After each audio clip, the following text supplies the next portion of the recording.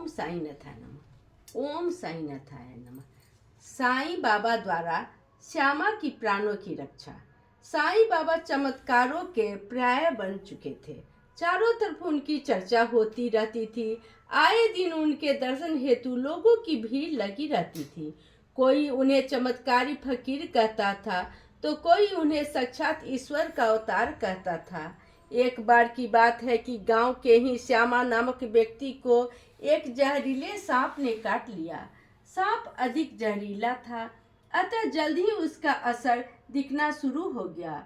गांव के लोग श्यामा को उनके इलाज हेतु दूसरे गांव में ले जाने के लिए तैयार हो गए, जहां सांप के कांटे का इलाज किया जाता था। मगर श्यामा ने वहां जाने से इनकार कर दिया और घबराहट भरे स्वर में बोला, कृपया आप लोग मुझे साईं बाबा के पास ले चलो, वही मेरे सब कुछ हैं। इस प्रकार श्यामा के आग्रह पर उन्हें जल्दी जल्दी ले जाया गया। श्यामा को मस्जिद लाने से पहले ही किसी ने साईं बाबा को सूचना दे दी थी कि श्यामा को किसी जहरीले सांप ने काट लिया है। उनकी हालत बहुत ही नाजुक है, अतः बाबा पहले ही श्यामा के आने का इंतजार कर रहे थे। थोड़ी देर के बाद ही लोग श्यामा को लेकर आ गए। जैसे वे सीढ़ी पर चढ़े थे तो बाबा ने उन्हें बीच में ही रोकते हुए कहा, खबरदार, नहीं, ऊपर नहीं, मत चढ़ना।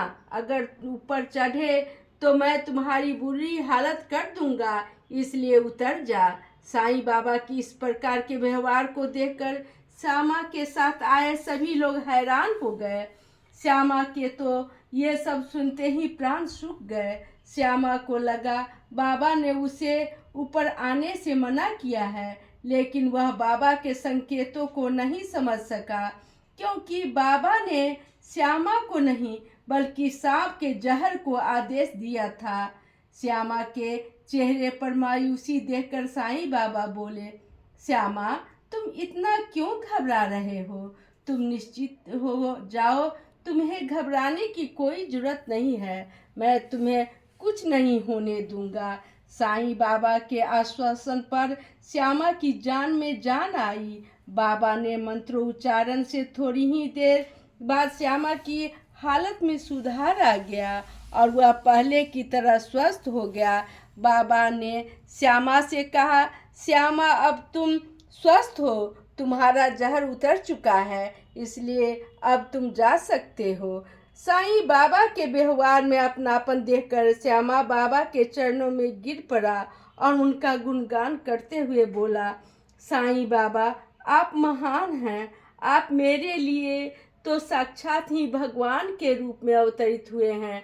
इस प्रकार से साईं बाबा ने के गुणगान करते हुए श्यामा अपने घर चला गया और बाबा इस प्रकार श्यामा के प्राणों की रक्षा किए।